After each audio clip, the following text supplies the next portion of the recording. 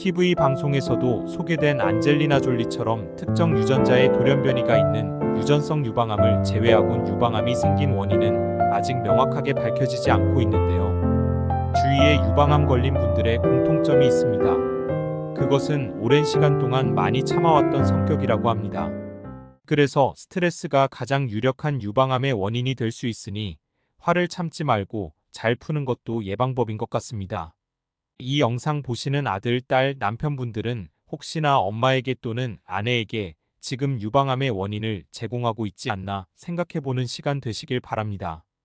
국가 기본 건강검진 유방 촬영에서 이상이 없다고 나와도 뭔가 만져지는 게 있다면 반드시 유방 초음파를 해야 하고 모양이 이상하다면 조직 검사를 하는 게 안전하다고 합니다.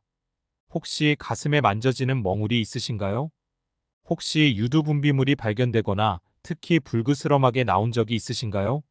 마지막으로 가슴이 이전과 다르게 양쪽에 비대칭이 되거나 어느 특정 부분이 움푹 패인 피부 변화가 관찰되는지 확인해 보세요.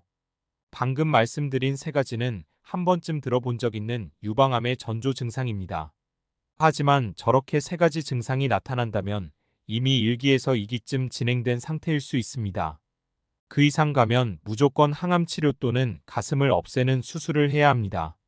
그러니 어찌 보면 무조건 20살부터 매년 1년에 한두 번씩 초음파 검사하는 게 답일 수도 있습니다. 전조 증상이 나오기 전에 조기 발견하는 것이 중요하기 때문입니다.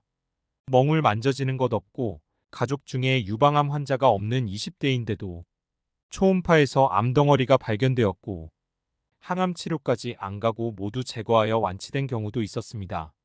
가족력이 없어도 20살 이상 여성이라면 매년 유방 초음파를 해야 하는 이유입니다. 유방암은 착한 암이라고 불리기도 합니다. 그 이유는 진행 속도가 느리고 생존 기간이 길기에 초기에 발견하고 치료하면 생존율이 95% 이상이기 때문입니다.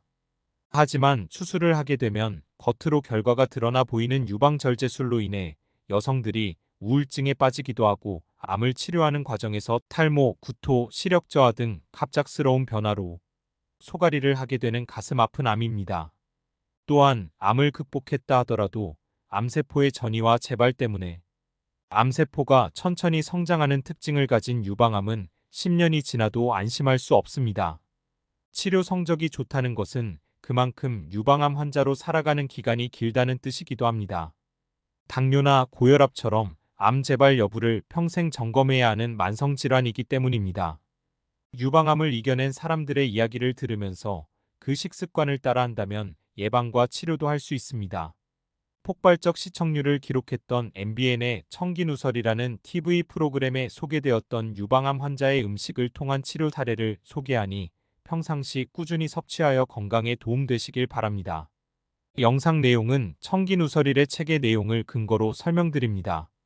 경기도 양평의 깊은 산속 한옥에는 도시 생활을 뒤로하고 10년 전에 산으로 들어왔다는 황미선 씨 가족이 살고 있습니다. 산속 생활을 시작하면서 가족들이 매일 빼놓지 않고 먹는 음식이 있습니다. 바로 표고버섯으로 만든 차입니다. 표고버섯은 감기를 예방하고 항암 효과가 탁월하다고 알려져 있습니다. 황미선 씨는 표고버섯차 이외에도 산에서 나는 여러 가지 야생화와 각종 과일로 천연 식초를 만들어 먹고 있습니다. 30가지 이상의 천연 발효 식초는 황미선 씨에게 특별한 의미가 있는데요. 그 이유는 40살에 찾아온 유방암 때문이었습니다. 유방암 상기 수술 후 암 재발을 막기 위해 황 씨가 선택한 방법이 바로 사찰 음식이었습니다. 사찰 음식을 제대로 알기 위해 사찰 음식의 대가인 스님을 직접 찾아가 비법을 익혔습니다. 사찰 음식의 가장 큰 특징은 양념과 향이 강하지 않아 재료 본연의 맛과 향을 제대로 느낄 수 있다는 데 있습니다.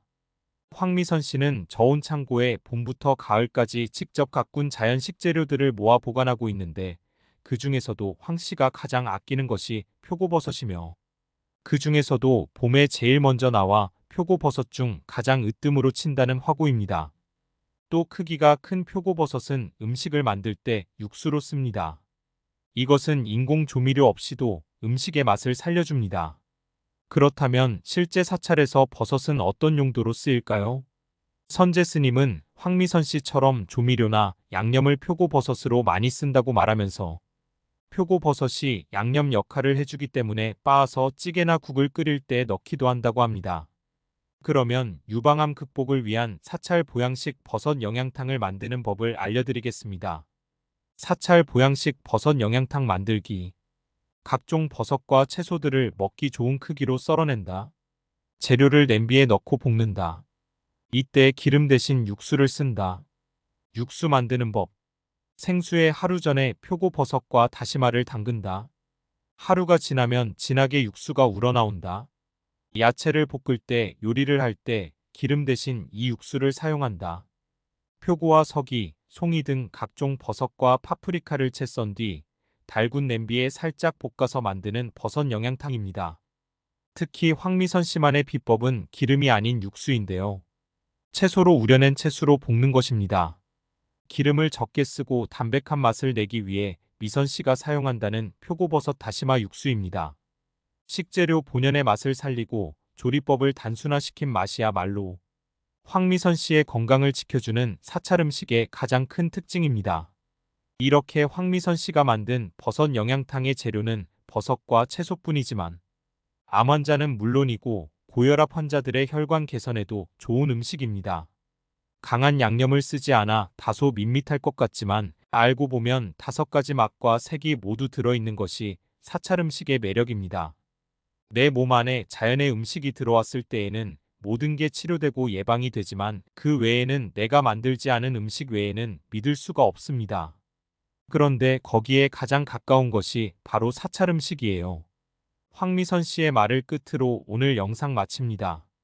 책에는 소개해드린 음식 이외에도 오리 푸딩, 미강 상황버섯을 이용한 사례가 있었습니다. 또한 소개해드린 사례는 환자 개인의 사례이며 건강 문제에 있어서 절대적인 음식은 없으니 본인의 건강 상태에 맞게 참고하시길 바랍니다. 이 영상을 시청하시는 모든 분들 건강하시길 기원합니다. 다음에도 좋은 영상 만들 수 있는 힘이 되는 구독, 좋아요, 알림 설정 부탁드립니다. 감사합니다.